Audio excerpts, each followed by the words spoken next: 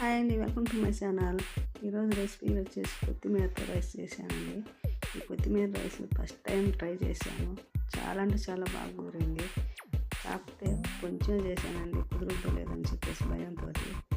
First time చేశాను కాబట్టి waste అయితే అంతా నష్టం అవుతుంది కదా అని చెప్పేసి.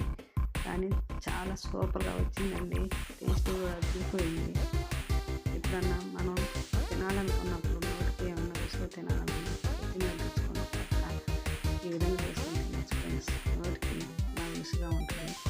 ముందుగా కావాల్సిన ఇంగ్రీడియంట్స్: వెల్లుల్లి, అల్లం, కొత్తిమీర వేసుకోవాలి. పసుపు, ఆనియన్,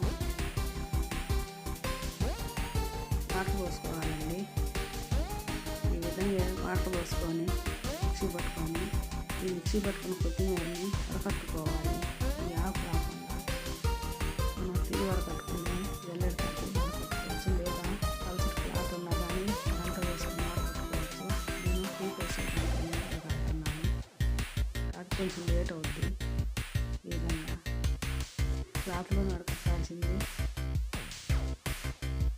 ముందుగా కడిగి పెట్టుకున్న కప్పు రైస్ అండి, బాస్మతి రైస్. ఒక కప్పుకి 2 కప్పులున్నర కొత్తిమీర వాటర్ పోయాలి. ఈ కొత్తిమీర వాటర్ 2 కప్పులున్నర అవ్వకపోతే మామూలు వాటర్ అయినా యాడ్ చేసుకోవచ్చు. ఈ విధంగా సాల్ట్ వేసి కలిపి ఒక గంట నానబెట్టుకోవాలండి. బాస్మతి బియ్యాన్ని కొత్తిమీర వాటర్లో ఈ విధంగా ఒక గంట నానబెట్టుకోవాలి. పెట్టుకొని 1 అవర్ నానబెట్టుకున్న తర్వాత గిన్నె పొయ్యి మీద పెట్టుకొని పోపు పెట్టుకున్నాం. నెయ్యి 1 టేబుల్ స్పూన్ నెయ్యి, 2 టేబుల్ స్పూన్లు ఆయిల్ వేసుకొని వేడగానే జీడిపప్పు వేగినాక మసాలా దినుసులు వేసుకోవాలి ఫ్రెండ్స్. పులావ్ ఆకు, దాల్చిన చెక్క, యాలక్కాయ, లవంగాలు కూడా వేసుకుంటారు. కాకపోతే నేను వేయలేదు ఫ్రెండ్స్, మీరు వేసుకోవచ్చు.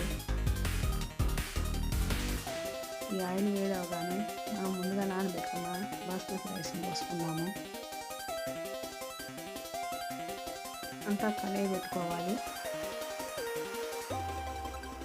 ఈ విధంగా అంతా కలయి పెట్టుకున్న తర్వాత మనం వాటర్ ఉన్నాయి కాబట్టి వాటర్ పక్కన పెట్టుకున్నామా, ఆ వాటర్ పోసుకోవాలండి ఈ రైస్లో. నాకు కరెక్ట్గా 2 కప్పులున్నర అయినాయండి ఈ వాటరు. ఖచ్చితంగా 2 కప్పులున్నర అయినాయి, నాకు సరిపోయినాయి. మీకు సరిపోకపోతే మీరు తీసుకున్న రైస్కి సరిపోకపోతే మామూలు వాటర్ అని పోసుకోవచ్చు. సాల్ట్ కూడా చూసుకోవాలి. మనం ఇలాగ ఫస్ట్ కలిపి పెట్టుకున్న సాల్ట్ సరిపోకపోతే మనం ఇప్పుడు చూసుకొని వేసుకోవచ్చు. పచ్చిమిర్చి వేయటం మర్చిపోయాను ఫ్రెండ్స్. పచ్చిమిర్చి వేసుకొని మిర్చి పట్టేటప్పుడు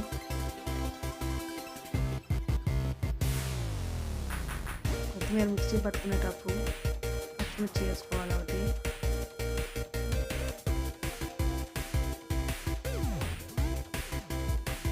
ఈ విధంగా కలుపుకొని మూత పెట్టుకొని హై ఫ్లేమ్లో ఉడికించుకోవాలండి. ఈ విధంగా ఉడకలు వచ్చేంత వరకు ఉడికించుకొని ఇప్పుడు ఒక నిమ్మబద్ద పిండుకున్నాము రసం.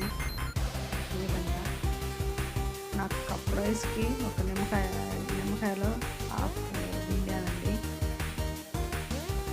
మనం రైస్ తీసుకున్నాను బజ్జి పిండుకోవాలి నిమ్మరసం.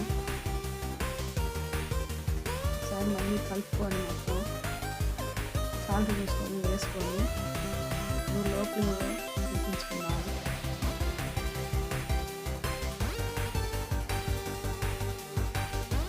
ఈ విధంగా వచ్చిందండి.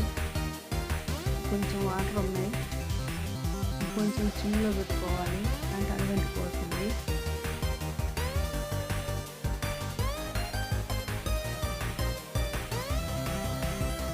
ఆ నీరు గుంటున్నంత వరకు సిమ్లో పెట్టుకొని ఉడికించుకోవాలి ఫ్రెండ్స్.